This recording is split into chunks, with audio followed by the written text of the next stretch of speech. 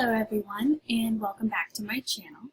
Today I'm going to be doing something a little bit different. I'm going to be doing my first of hopefully many how-tos, and this one will focus on how to plan for the semester. I hope that some people out there find this a little bit helpful, especially if you are in undergrad or maybe your master's, or like me, I'm going through my doctorate program, and so I have to rely on organization and things like that to help really get me through the semester without completely having a nervous, emotional just breakdown. That being said, if you'd like to keep on watching, I hope you enjoy this, and let's begin. When a new course is starting, the first document, or at least one of the first documents you receive, will be the syllabus, because it is probably the most important document you will receive in a class. So, the first step in getting organized is to keep your syllabus. If you're taking an online class, download your syllabus, save it in a folder, save it to your desktop, or somewhere where you will be able to access it easily. And if you are in a face-to-face class and your professor does not provide you with an electronic copy, punch holes in it, put it in a notebook that you will be visiting often, because I promise you will need to look at this periodically. So once you have your syllabus, my main suggestion is to create a document that you can print out, and it is a checklist of sorts, but it's also a template and a guide to help you that you can refer to weekly. So what you're going to want to do first when you receive your syllabus is locate the course schedule. If it's not in your syllabus, if you're taking an online course, it might just be posted somewhere in the course, and each course schedule usually gives a date, the week, topics, what you'll be doing, when it's due, and how many points you'll receive for that assignment.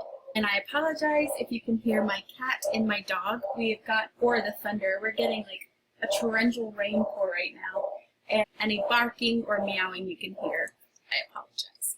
So once you do that, what you're going to want to do is create a table in, I use Microsoft Word, but whatever format works for you.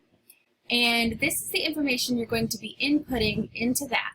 Now it is a little bit of work up front. I will go ahead and tell you that. It is a time-consuming process.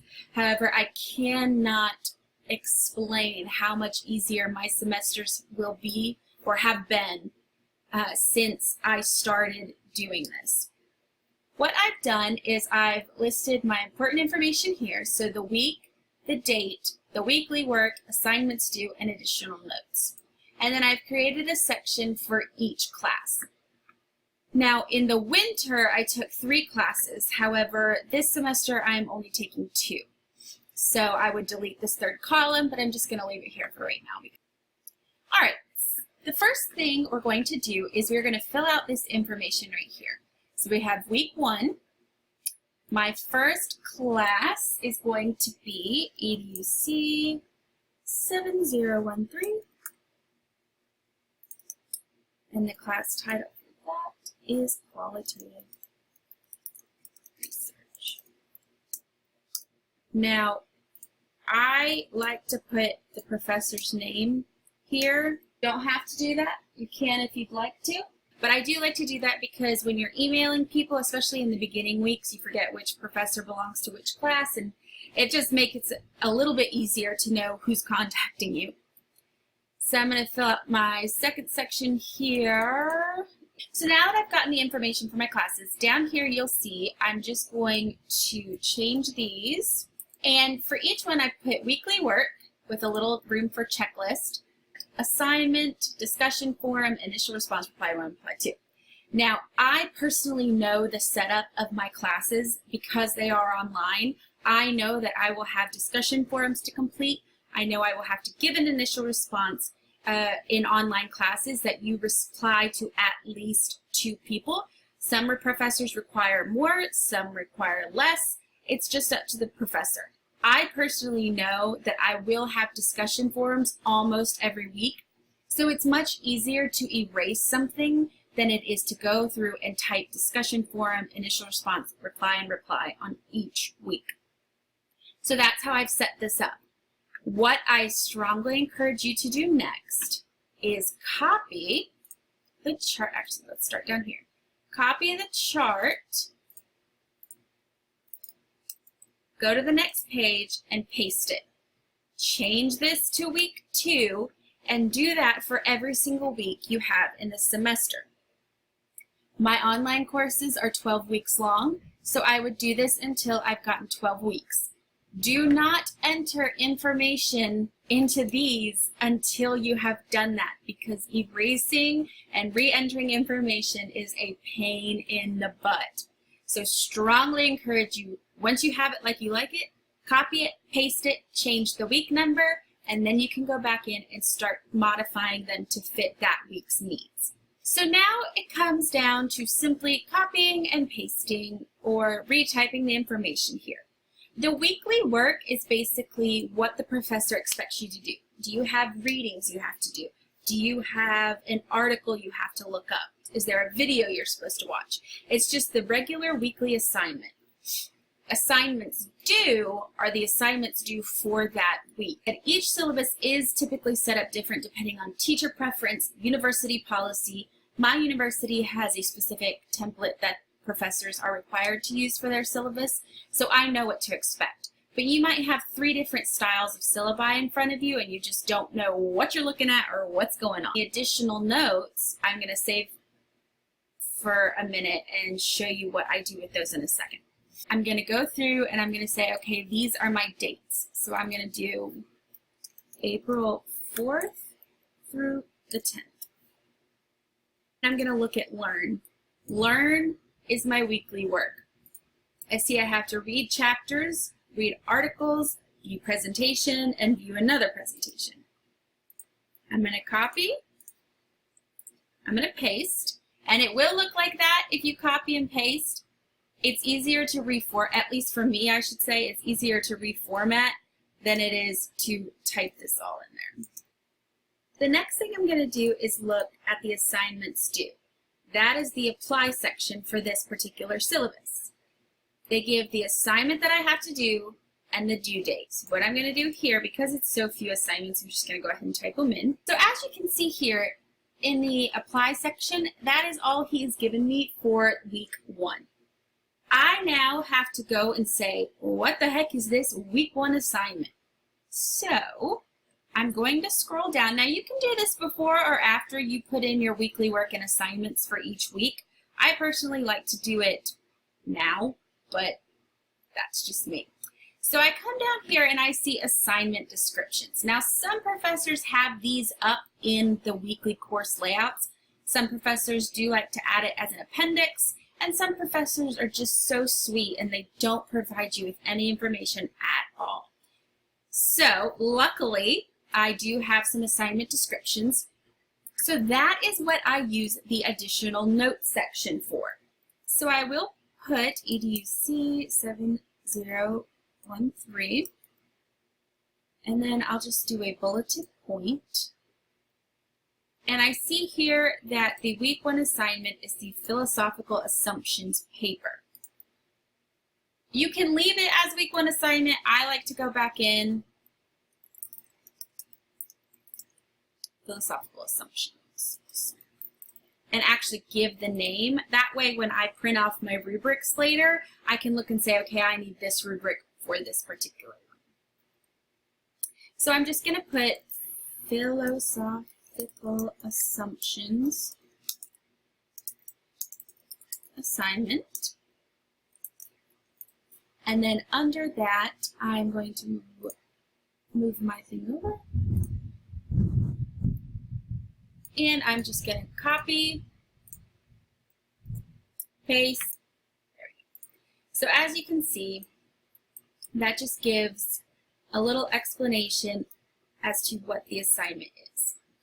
Now, in the winter session, one of my classes had at least 3 to 4 assignments due every single week. So if I were doing that, I would just press enter, line up my tab, and do assignment 2. and then assignment 3, and then assignment 4. So that is how I would set up that. Now, I'm going to come down here before moving on to my next class, and I'm going to fix this. So I do have weekly work. I do have an assignment.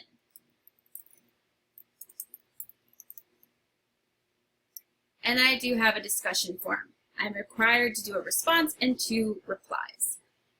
This is just a mini checklist that I'm giving myself. It just makes things a little bit easier, so at the end of the week, maybe that Saturday night, I can look and say, okay, do I have everything? Did I do everything? And you'll be surprised. You miss stuff occasionally. It does make it very annoying. Now I like for everything to line up. So what I'm actually going to do here is I'm going to make this into 2 columns. That way it all fits nice and neat on one page. Now that I've shown you how I set this up for my first class, I am going to show you really quickly how I set it up for my second class. And the reason I'm doing this is because even though I said my professors have the same template for their syllabus, it is amazing how different they actually are. So again, if we look at this one real quick for my 7013 class, we see the date here, the week, the topic that is given, the assignments that I'm expected to do, and the assignments I'm expected to read. It gives the due date and the points. This is my second syllabus for that same exact week. So you can kind of see how incredibly detailed, you can see how detailed this syllabus is and how not so very detailed this is. However, she did highlight. I did not do that highlighting. My professor did. So it's just each professor presents things in a different way. So it's a little bit of interpretation, but it's not, in the grand scheme of things, it's not that much.